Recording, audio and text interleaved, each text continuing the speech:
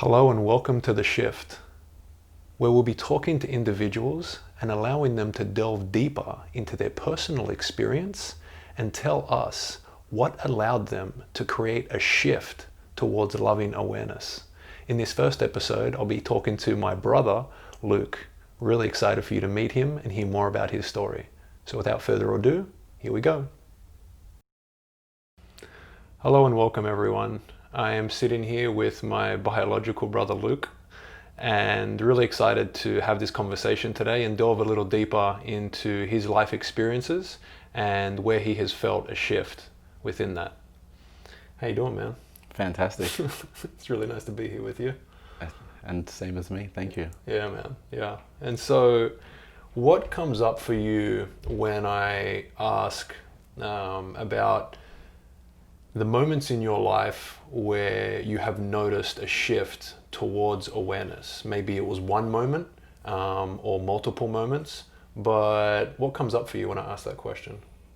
Yeah, so for me personally, it was not one singular moment.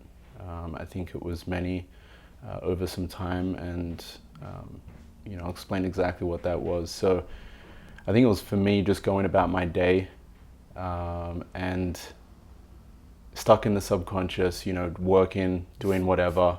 Yeah. And then the moment you snap out of that, right? And you come back, and for me, it was the feeling when I would come out of that, and I would have sometimes like mixed feelings, like these feelings of mediocrity or feelings of frustration, just down feelings, right? And it was hard for me to even explain or understand why that was the case, because from what I understood, there was nothing that happened, for me to feel that way. Yeah. And for the longest time, I never even asked why. It was probably a few experiences where I noticed that and I thought, that's weird, nothing's happened. And then I finally was aware enough to ask myself the question, why am I feeling this way? Yeah. And it's just so fascinating that, I've gone through my whole life, and I feel like everyone experiences that feeling when they, whether it's a sound or a thought that sort of snaps you out of it, and the feeling that's left inside you is, something other than joy or happiness. Yeah. When you say snaps you out of it, like snaps you out of what? Like what does that mean to you? I could be working on something work related, right? I might be writing up a report or doing some analysis, or maybe just writing back someone like through an email. And it's not me consciously, it's just my everyday default mode that is just working through. I think like after a while we don't need to really think about a lot of the things that we do. It just happens, through repetition and memory. And so then just bringing my awareness to the now when that happened, and it could have happened from many different reasons, as I said, a sound or a thought that just brought me back to now. So you could say maybe like that you noticed at times you weren't consciously like living, like you were just unconsciously or subconsciously living, and then when you snapped out of it, those were the moments of like consciousness where you would be like, wait a second, what's happening right now? Yeah, correct. And I just noticed that I didn't have it wasn't a good feeling when I snapped out of it. And that's what made me ask the question, why? It's not like something terrible had just happened. Yeah. And that's why I felt that Yeah. way. So it was very confusing for me. Yeah. Yeah. Why was I feeling that way? Yeah, I can definitely resonate for sure. What are some things in your life that used to challenge you that now, when you experience them, you notice yourself like laughing at them? Yeah, okay. So I think it's now, and I later realized what it was that was making me feel that way. It was in the subconscious, my internal dialogue, right? And I don't think that my internal dialogue really had anything great to say, which was leading to those feelings. So now I'm able to catch myself in these thoughts, in these feelings. I don't feel I'm at a stage where I'm always able to catch my thought before it comes to feeling. Yep. but I definitely am at the stage where the feeling is enough for me to snap myself into the now. And then what's funny to me is like catching myself and like, you almost got me. You almost got me. So I think like for me now, it's having that ability and knowing that, I'm able to stop that train of thought before it becomes an emotion so strong that it causes me to act in a way that maybe I consciously don't want to act, Yeah. What are some things that continue to support you on this journey? So I wouldn't say it's one thing. I think it's a few things. Firstly, I was introduced by yourself to meditation, something that I really did not understand before, heard it many times. So I feel one of those things would be meditation.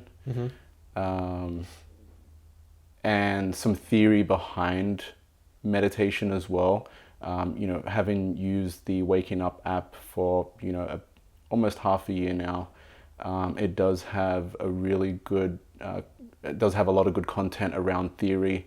And I think that's really helped me to expand my understanding and has helped me to dive deeper into the practice of meditation. So I'd say that's one big area.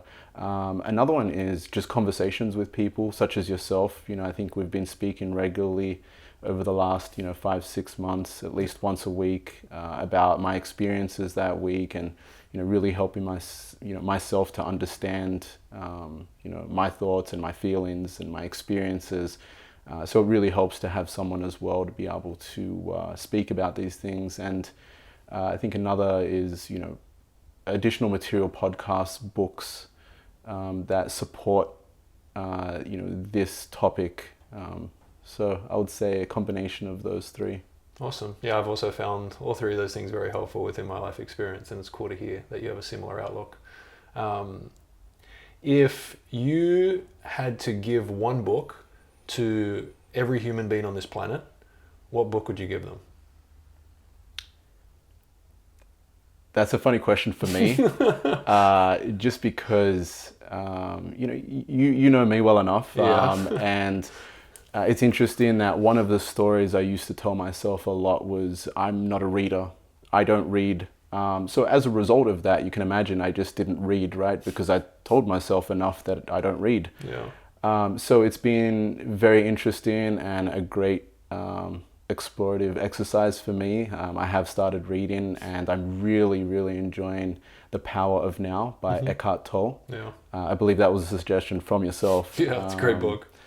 And so far from what I've read, I'm not all the way through, I'm about halfway through, and from what I've read, I feel that it's a book that is, it has a wide audience. It doesn't matter what stage you're at in your journey.